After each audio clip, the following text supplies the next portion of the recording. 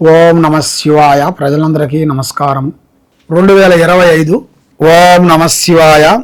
2025 ఫిబ్రవరి మాసం మిథున రాశి ఫలితాలు. మిథున రాశి వాళ్ళకి మృగశిర నక్షత్రం 1, 2, 3, 4 పాదములు అనగా, ఆరుద్ర నక్షత్రం 1, 2, 3, 4 పాదములు అనగా, పునరస్తు 1, 2, 3 పాదములు అనగా కలిస్తేనే మిథున రాశి ఫలితాలు. మరి ఇలా జాతకంలో చూసుకుంటే అదృష్ట గడియలు, అదృష్ట ఆదాయంలో 14% కనబడుతుంది. ఖర్చు 2, రాజపూజిత 4, అవమానాలు 3.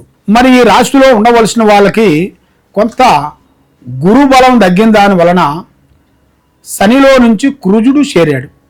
దాని వలన లక్ష్మి అనేది ఇలా చేతిలో నిలబడదు, వస్తుంటుంది పోతుంటుంది, వస్తుంటుంది పోతుంటుంది. చూసేవాళ్ళ వరకు బాగున్నారు, ఎలాకేమి తక్కువ, అభివృద్ధిగా వచ్చారు, బాగుపడుతున్నారు, పైకి వస్తున్నారని వీళ్ళ మీద నరదిష్టి ప్రాబ్లాలు ఎక్కువగా ఉన్నాయి. మరి వీళ్ళకి కళ్యాణ గడియ, వీళ్ళు అనుకున్నట్టుగా వీళ్ళు అనుకున్న స్త్రీతో కళ్యాణ గడియలు, మంచి అద్భుతమైన కళ్యాణము, అద్భుతమైన విద్య, అద్భుతమైన ఉద్యోగము రాబోతుంది. మరి ఎన్నో రోజుల నుంచి రావాల్సిన కొన్ని పనులు కూడా కొన్ని బ్రేక్ అయిపోయి మనశ్శాంతి లేక ఉండటం, మానసికంగా కొన్ని ఇబ్బందులు పడటం, కుటుంబంలో కొన్ని వేదనలు ఇలాంటివి కొన్ని కనపడుతుంటాయి. మరి ఈ రాశిలో ఉండవలసిన వాళ్ళకి భార్యాభర్తలు ఎన్నో రోజుల నుంచి కొన్ని సమస్యలతో సతమతం అవుతున్నారా? ఇప్పుడు కలవాల్సిన టైం దగ్గరికి వచ్చింది. మీ బంధువులు కానీ, మీ స్నేహితులను కానీ, మీ భార్య భర్తలు కానీ, మీరు ఆడవాళ్ళకు కానీ మగవాళ్ళకు కానీ వర్తిస్తుంది నేను చెప్పే విషయాలన్నీ. కాబట్టి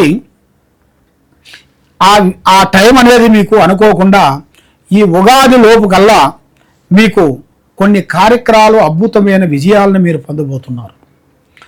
మరి ఏ కార్యక్రమం చేయాలనుకున్నా, ఏది చేస్తామనుకున్నా కూడా మీకు మనస్సు నిలకట ఉండకోకుండా చేతికాడకు వచ్చిన కొన్ని పనులు కొన్ని బ్రేక్ కావటం, నమ్మిన వాళ్ళు మీకు మోసం చేయటం, స్నేహధర్మంలో కొన్ని ఇబ్బందులు కలగటం, ప్రేమ సమస్యల్లో ప్రేమించిన వాళ్ళు మీకు దూరం కావటం, మరి ప్రేమ గురించి మీరు ఎన్నో విధానాలుగా పోరాటం చేసుకుంటూ ప్రేమ గురించి మీరు ప్రాణం ఇచ్చి మీరు ఎన్నో విధానాలుగా ఆలోచిస్తుంటారు.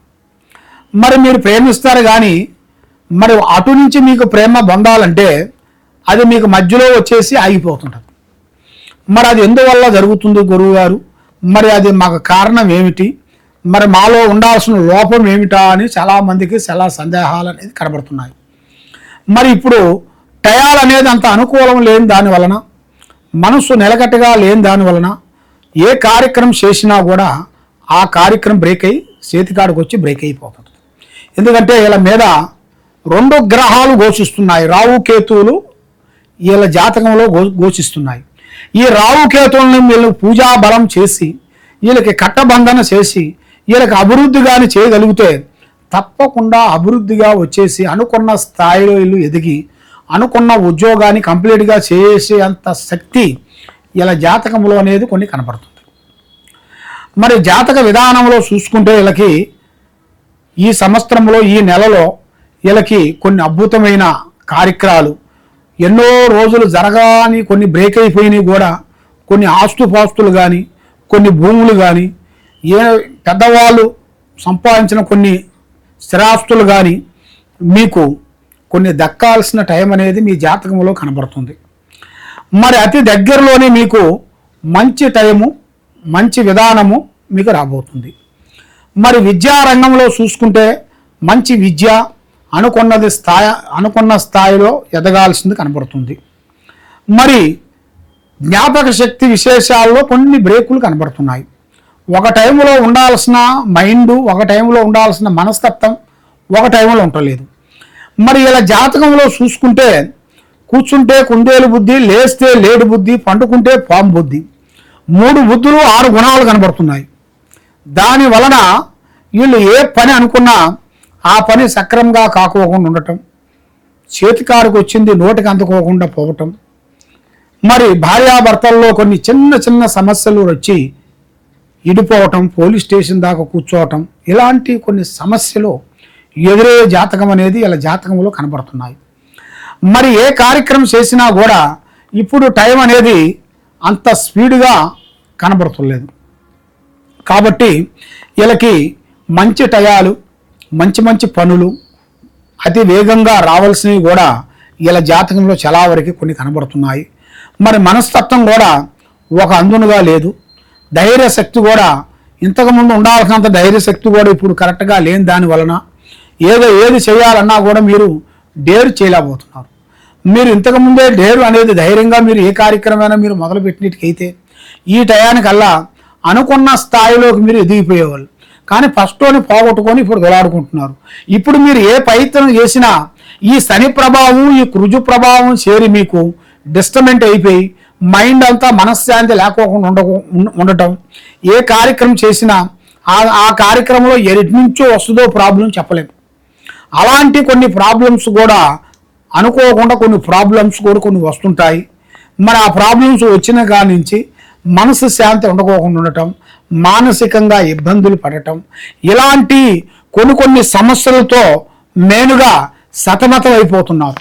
ఈ సతమతం అయిన దాని నుంచి మీకు ఇమోడ్ శక్తి, ధైర్య శక్తి, దైవ శక్తి అంటే భగవంతుడు, అన్నిటికన్నా మనకి కావాల్సింది భగవంతుడు శక్తి. ఆ ధైర్య శక్తి లేనిది మనకి ఏది కాదు. ఆ ధైర్య శక్తిని మీరు ఎప్పుడు కోల్పోతారో మీరు ఏ కార్యక్రమం కూడా చేయలేరు. ఏ కార్యక్రమాన్ని కూడా మొదలుపెట్టినా కూడా ఆ కార్యక్రమం మీకు అంత దగ్గరలోనే మీకు విజయవంతం అయ్యే మార్గాలు కూడా కొన్ని కనబడతలేదు. మరి ఇప్పుడు టయాలు కూడా అంత అనుకూలంగా లేని దానివలన మీ మీద ఉండాల్సిన శని ప్రభావం అనేది ఎక్కువగా ఉంది కాబట్టి, నవగ్రహ దోష నివారణ ఎక్కువగా ఉంది కాబట్టి మీరు నవగ్రహ గుడికి వెళ్ళి నవగ్రహ గుడిలో నల్లటి నువ్వుల నూనెతో ఆ నవగ్రహాల చుట్టూ తిరిగి 9 శనివారాలు పూజాబలం చేసుకున్నట్టుగైతే మీ ఇంట్లో ఉండాల్సిన దరిద్రం, మీ మీద ఉండాల్సిన శని, మీ కుటుంబంలో ఉండాల్సిన చెడు ప్రభావము తొలగిపోతుంది. మైండ్ బాగుంటుంది, మనసు శాంతిగా ఉంటుంది. ఏ కార్యక్రమం చేయాలనుకున్నా కూడా ఆ కార్యక్రమాన్ని మీరు తప్పకుండా అభివృద్ధిగా చేయాల్సింది అనేది మీ జాతక యోగంలో కూడా చాలా వరకు కొన్ని కనబడుతున్నాయి. మరి ఇప్పుడు ఆ పూజా బలం మేము చేసిన తర్వాత మాకు సంతాన బలం అనేది దగ్గరికి వచ్చి దూరం అయిపోతుంటుంది వీళ్ళకి. మరి సంతాన బలం కూడా వీళ్ళకి బాగుండాలి అంటే వీళ్ళ మీద ఉండాల్సిన ఆ నవగ్రహాలని వీళ్ళు శాంతం చేయించుకుంటే తప్పకుండా వీళ్ళు అనుకున్న కార్యక్రమాన్ని 100% సక్సెస్ అయ్యే మార్గాలు కూడా వీళ్ళ జాతకంలో కూడా చాలా వరకే కనబడుతున్నాయి. కాబట్టి మరి ఇప్పుడు మీ యోగంలో చూసుకుంటే గురుబలం తగ్గింది, శని ప్రభావము తిరుగుతుంది, రాహువు తిరుగుతున్నాయి, కేతువ అనుకూలంగా లేదు. కేతువ ఫలం అనేది అనుకూలంగా లేని దాని వలన కొన్ని కార్యక్రమాలు చేతికాడకు వచ్చి చేజారిపోవటం, నమ్మిన వాళ్ళు మోసం చేయటం, నమ్మిన స్త్రీలు కానీ పురుషులు కానీ వాళ్ళ నుంచి కొన్ని విరోధాలు రావటం, కుటుంబంలో కొన్ని లేనిపోయిన సమస్యలు కొన్ని తెచ్చుకోవటం, ఇలాగ మీ జాతక యోగంలో కూడా కొన్ని కనబడుతున్నాయి. కాబట్టి మీరు ఈ కింద ఉండాల్సిన నెంబర్కి సంప్రదించినట్టుగైతే మీ పేరుని బట్టి, మీ సమయాన్ని బట్టి ఎలా ఉందో ఏమిటి అనేది చూసి అమ్మవారి విషయాలన్నీ చూసి చెప్పగలుగుతాం. సర్వో జనా సుఖినో భవంతు. నమః శివాయ నమః.